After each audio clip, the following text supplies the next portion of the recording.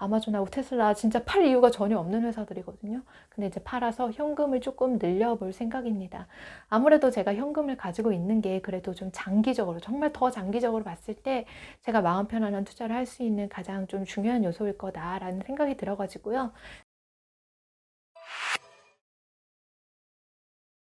반갑습니다. 투자 이야기를 쉽고 편하게 들려드리는 한주주입니다.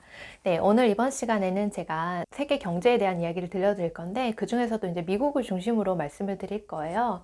아무래도 뭐 미국 경제가, 제가 이제 미국 투자자다 보니까 미국 경제를 좀 관심 있게 보는 것도 있고요. 그리고 또 한국 경제도 역시 미국 경제의 영향을 많이 받잖아요. 그래서 국장 투자하시는 분들께서도 오늘의 제 이야기가 좀 도움이 되지 않을까 하는 생각이 듭니다. 자, 지금은 포스트 코로나 시대죠. 포스트 코로나 시대. 그럼 코로나 때 어떻게 대응을 했냐? 미국은 정말 이렇게 위기가 닥쳤을 때는 선제적으로 빨리 대응을 해야 된다라고 하는 거를 2008년 금융위기 때 역사 속에서 배웠어요. 그래서 진짜 그때 그 쓰린 경험을 바탕으로 코로나 위기가 닥쳤을 땐 정말 크게 돈을 풀었어요.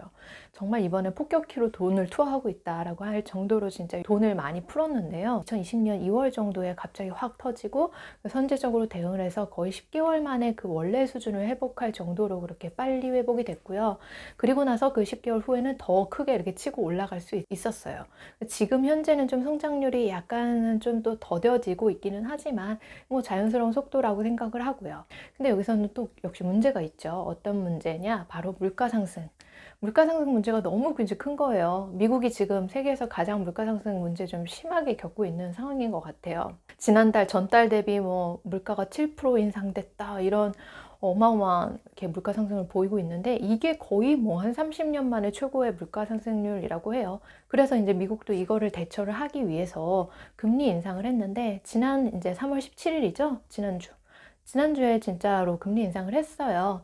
그래서 0.25%포인트가 인상이 되었는데, 우리가 이제 우려했던 거는 0.5% 갑자기 금리가 확 인상이 되는 거, 빅스텝으로 인상되는 게 이제 좀 걱정이었던 거잖아요. 근데 이제 그 정도까지는 아니었고, 한 소폭 0.25%포인트 정도 올랐다라고 하는 거니까, 그 정도는 이제 시장에서 감당을 해낼 수 있는 수준이라고 해서 주가에 그렇게 좀 치명적인 영향을 미치지는 않았어요.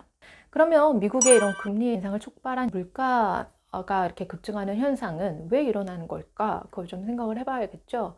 이게 이제 코로나 위기의 좀 특수성 같은 건데, 코로나 때 좀 특이한 게 있었어요. 다른 위기 때랑 달리 내구재 소비가 굉장히 많이 늘어났다고 해요. 내구재라는 거는 좀 오랫동안 우리가 사용할 수 있는 그런 물건들을 이제 내구재라고 하는데, 예를 들어 뭐 생활가전 제품이라든지 아니면 뭐 컴퓨터라든지 태블릿, 스마트폰, 뭐 자동차 이런 것들을 이제 내구재라고 칭해요.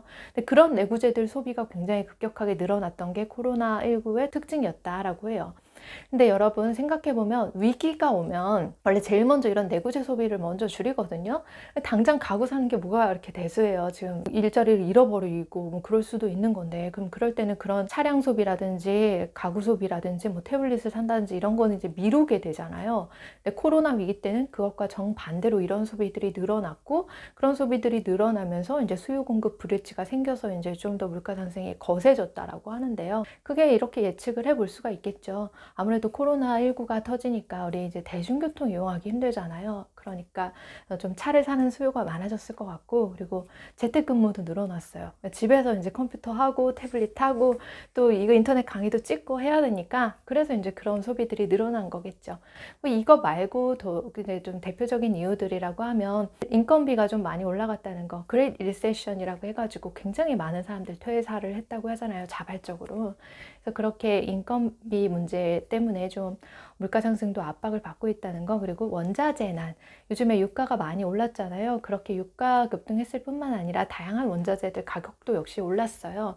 그런 것들 때문에 이제 물가 상승이 조금 이렇게 엎친 데 덮친 격으로 점점 심해지고 있는 상황이에요. 자, 그럼 미국 경제는 지금 현재 어떤 상황일까? 미국에 계속 내가 투자를 해도 될까? 이런 거 좀 걱정되잖아요. 미국 경제는 제가 생각하기에는 꽤 괜찮은 상황이지 않을까라는 생각이 들어요. 지금 현재 보면은 물가가 많이 올라가고 있지만 실업률은 또 굉장히 낮아지고 있거든요.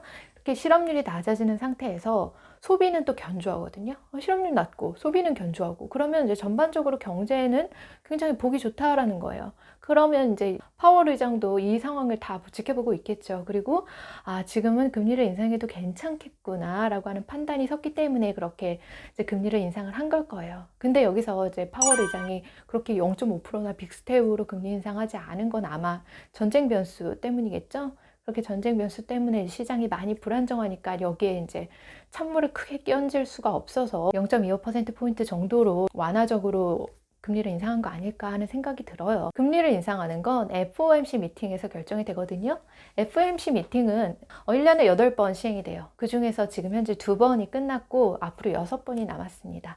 그 최근에 끝났던 게 이제 미국 시간으로 3월 15일부터 16일까지 그렇게 미팅을 했고 이제 최종 금리가 결정이 돼가지고 공표가 됐죠. 그 FOMC 미팅 6번 중에 몇 번이나 이제 금리를 인상을 할까? 예상컨대 한 4번 정도 금리 인상 더 추가로 실시하지 않을까라는 생각이 들고요.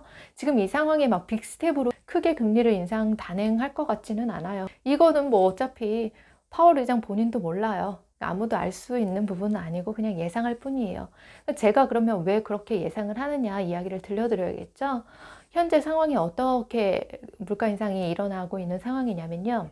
저는 여기서 물가 인상이랑 인플레이션은 같은 의미로 두고 그냥 이야기를 할게요. 여러분들께서는 꼭 이제 새겨 들어 주시기를 부탁드립니다. 수요 공급의 불일치 때문에 일어나는데 그 중에서 지금 가장 큰 문제가 또 원자재 가격 급등이고요.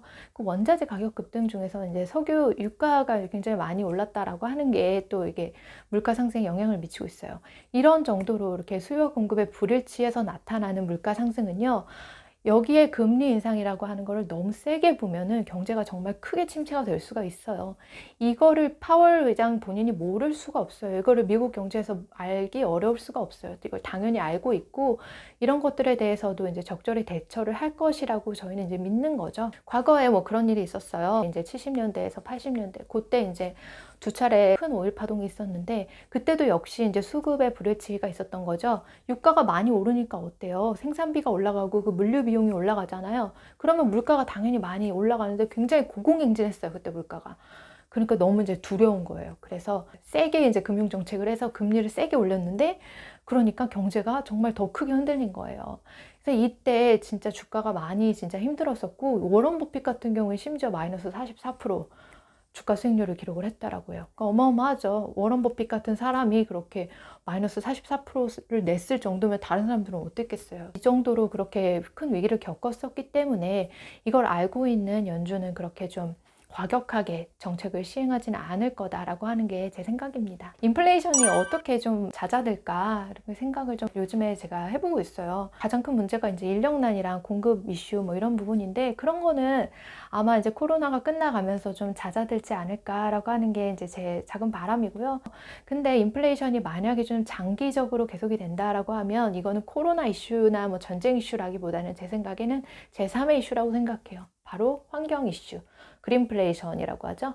그린플레이션이라고 하는 거는 이제 환경에 너무 많은 돈을 쓰다 보면은 거기에서 이제 물가 상승이 일어난다라고 하는 건데 우리가 이제 좀 석유나 석탄 연료를 좀 적게 쓰고 친환경 에너지를 쓴다고 하면 그 친환경 에너지를 쓰는 데는 돈의 비용이 더 많이 들잖아요. 그리고 탄소 배출권이다 뭐다라고 해서 탄소 배출도 자제를 하려고 하면 거기에 들어가는 돈도 역시 많아요. 그럼 어때요? 물건을 만드는데 가격이 더 많이 올라가겠죠.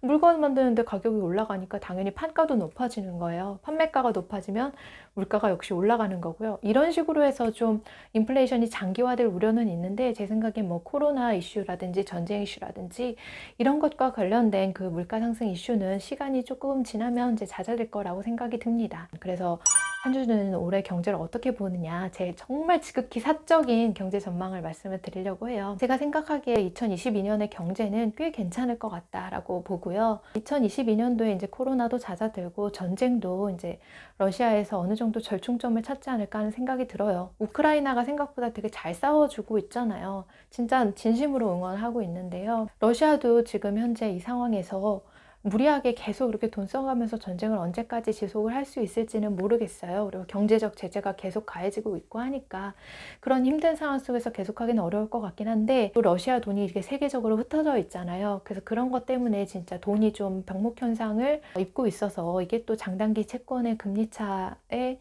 영향을 미치는 거 아닌가라고 하는 의견도 나오고 있어요. 실제로 10년물과 그리고 5년물, 그 10년물, 7년물 채권의 금리 차이가 거의 마이너스를 찍었다고 이제 하는데요. 그처럼 지금 굉장히 좀 유동성이 아슬아슬한 상황이어가지고 주식 투자를 할 때 좀 보수적으로 대응을 해야 되겠다라고 하는 생각이 들어요.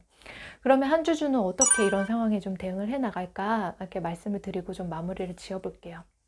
저 같은 경우에는 그냥 올해 계속 여전히 존버할 건데, 근데 현금 보유를 늘린다고 제가 말씀드린 적이 있어요. 실제로 이번 달부터 제가 주식을 조금씩 팔 거예요. 진짜 너무 마음이 쓰려요. 이거 지금 판다고 생각하는데 소중한 아가들인데, 제가 가지고 있는 것 중에서 정말 거의 대다수가 애플하고 아마존, 테슬라 이거거든요. 근데 팔 게 없어요.